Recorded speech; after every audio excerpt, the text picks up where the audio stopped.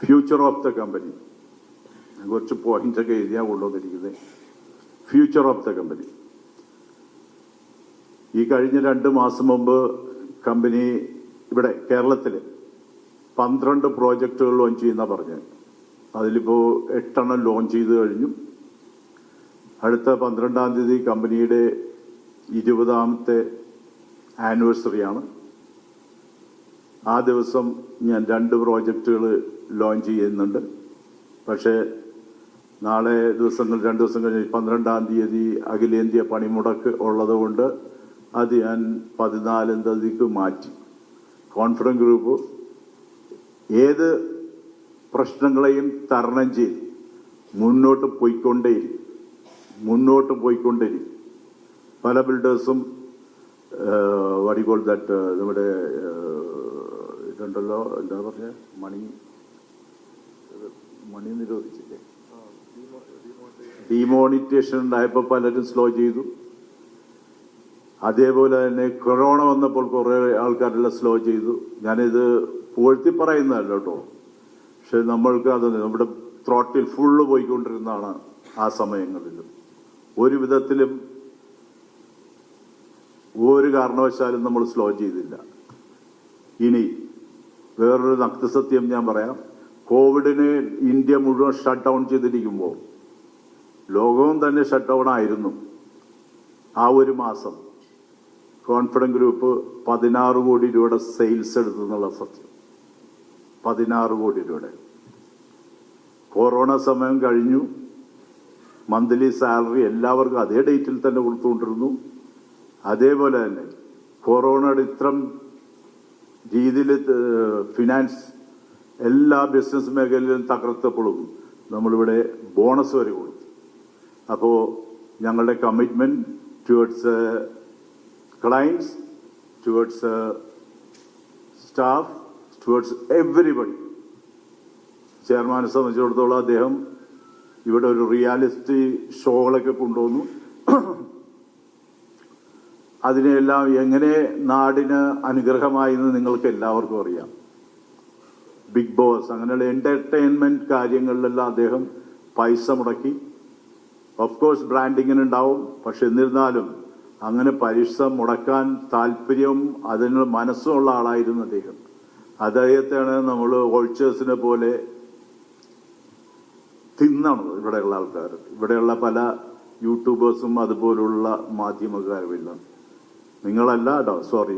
100 YouTubers ഉണ്ടെങ്കിൽ 3-4 പേരേ ഉള്ളൂ ഇത് ചെയ്യുന്നത്. ബാക്കി എല്ലാവരും പെർഫെക്റ്റ്ലി ഓൾ റൈറ്റ്. ഒരു കംപ്ലൈൻറ്റും ഇല്ല. മുഖ്യധാര മീഡിയ എല്ലാം ഞങ്ങൾ വളരെയധികം സപ്പോർട്ട് ചെയ്തു. പ്രിന്റ് മീഡിയ ആയിക്കോട്ടെ, വിഷ്വൽ മീഡിയ ആയിക്കോട്ടെ, എല്ലാവരും നല്ല രീതിയിൽ സപ്പോർട്ട് ചെയ്തു. Thank you very much. പിന്നെ ഇതിനകത്ത് വേറെ എന്താ പറയാൻ,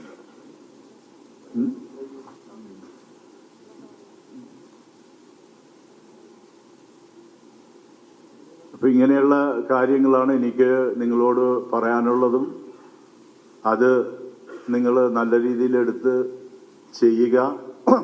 കാരണം ഞങ്ങളെ ക്ലയൻസിലേക്ക് എത്തണമെന്നുണ്ടെങ്കിൽ ഈ മീഡിയകൾ വഴിയേ എത്താൻ പറ്റുള്ളൂ. ഇന്നലെ ഞാനൊരു യൂട്യൂബ് കണ്ടു. അതിലും വലിയ തമാശയായിട്ട് എനിക്ക് തോന്നി. ചെയർമാൻ ബാംഗ്ലൂർ ഒരു വീട് വെക്കുന്നുണ്ട്. 1.5 ലക്ഷം സ്ക്വയർ ഫീറ്റിന്റെ പാലസാണ് ഉണ്ടാക്കണമെന്നാണ് അദ്ദേഹം പറഞ്ഞത്. 1.5 ലക്ഷം സ്ക്വയർ ഫീറ്റ് പാലസ്. അത് അദ്ദേഹം വയ്ക്കുന്ന വീട് എനിക്കറിയാവുന്നതാണ്. 25-30 വർഷം മുമ്പ് വാങ്ങിച്ച, 35-40 വർഷം പഴക്കമുള്ള അന്നത്തെ അല്ല, ഒരു 10 വർഷം 15 വർഷം പഴക്കമുള്ളത്. ഇപ്പോൾ അദ്ദേഹം അവിടെ താമസിച്ച് 25 വർഷത്തോളം കഴിഞ്ഞു. അപ്പോൾ അത് ഡിമോളിഷ് ചെയ്തിട്ട് അദ്ദേഹം അവിടെ പണിയുന്നു. 12 സെന്റിന്റെ അത് കോർമംഗലാണ് വീട്. ഈ 12 സെന്റിൽ എത്ര ലക്ഷം സ്ക്വയർ ഫീറ്റ് പണിയാൻ പറ്റുമെന്ന് വെച്ചാൽ ഇതെല്ലാമാണ് ഇവിടുത്തെ നമ്മളുടെ പല പല നെഗറ്റീവ് ആക്ടിവിറ്റീസ് ചെയ്യുന്ന യൂട്യൂബേഴ്സും മറ്റും ചെയ്തുകൊണ്ടിരിക്കുന്നത്. അപ്പോൾ നിങ്ങളെല്ലാം, ഞാൻ അതുകൊണ്ട് തന്നെയാണ് ഈ പത്രസമ്മേളനം വിളിച്ചപ്പോഴും മുഖ്യധാരയിലുള്ള ആൾക്കാരെ മാത്രമേ വിളിച്ചിട്ടുള്ളൂ. നമ്മളതൊരു കൾച്ചറായിട്ട് എടുക്കുക. ഇതുപോലുള്ള നോൺസെൻസുകളൊക്കെ എല്ലാം നമ്മൾ പുറത്താക്കുക. ഞാൻ പറഞ്ഞു ഇവിടെ യൂട്യൂബേഴ്സിനെ കയറ്റാൻ പാടില്ലെന്ന് ഞാൻ പറഞ്ഞു. നിങ്ങളെ ആ ഒരു കൾച്ചർ എടുത്ത് ഇനിയുള്ള പ്രസ് മീറ്റും അങ്ങനെയുള്ള കാര്യങ്ങളുള്ളപ്പോൾ അതായത് പത്രധർമ്മ പക്ഷേ നെഗറ്റീവ് ചെയ്തുകൊണ്ടിരിക്കുന്ന ആൾക്കാരൊക്കെ ഒഴിവാക്കി നിങ്ങൾ മുഖ്യധാര TV, ന്യൂസ്, പ്രിന്റ് മീഡിയ അവരെല്ലാം വിളിച്ചിട്ടുള്ള പ്രസ് മീറ്റോ അങ്ങനെയുള്ള കാര്യങ്ങൾ എടുക്കുന്നതായിരിക്കും ഏറ്റവും നല്ലതെന്ന് പറയുന്നു. പിന്നെ ചെയർമാൻ്റെ മരണത്തെക്കുറിച്ചൊന്നും എനിക്ക് പറയാൻ പറ്റില്ല. കാരണം ഈ